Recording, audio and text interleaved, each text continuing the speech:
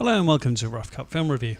It must be the British summer, not necessarily because of the weather, but crikey, we've got Iron Man 3 out. So Robert Downey Jr. returns for a third outing of the extremely successful Iron Man franchise, of which I wasn't particularly knowledgeable before I saw the first one, so not really read the comics, etc. First one was good. The second one with Mickey Rourke was less impressive. I thought Mickey Rourke made for a ridiculous baddie, but Downey Jr. and Gwyneth Paltrow were still very fun. So now we've got the third one. Jon Favreau is replaced behind the camera by Shane Black, with Favreau now moving to executive producer. What does that mean for us, the viewer? Well, not a great deal really. It's a bit darker, but Favreau did a fine job directing, and Black also does a third job with the third one. Favreau still plays a member of the cast as his character, as he did in the first and the second one.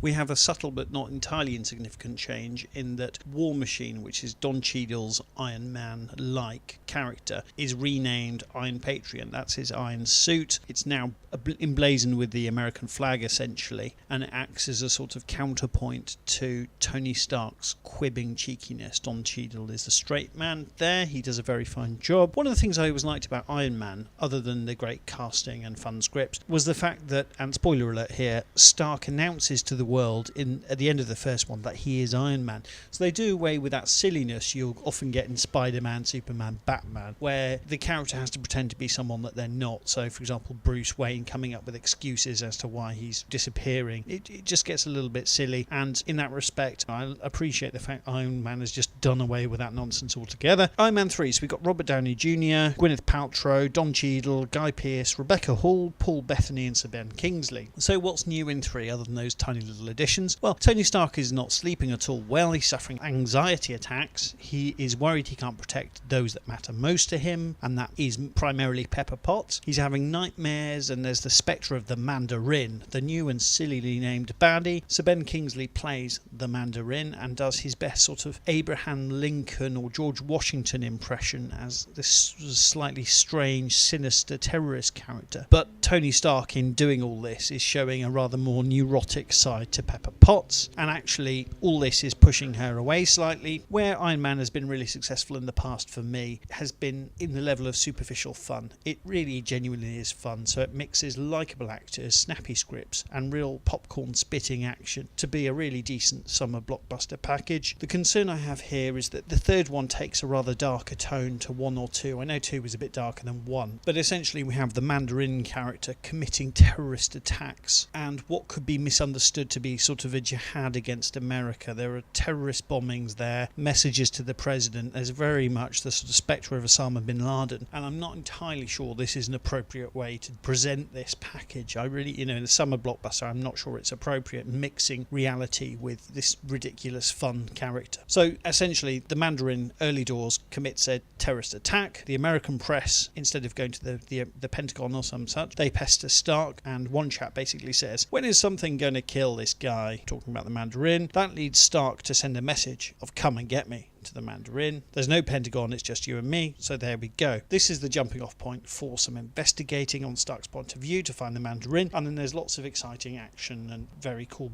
stuff. Rockets fly, metal suited CGI stuff flits around, antis erupt, plots are twisted and stuff is blown up.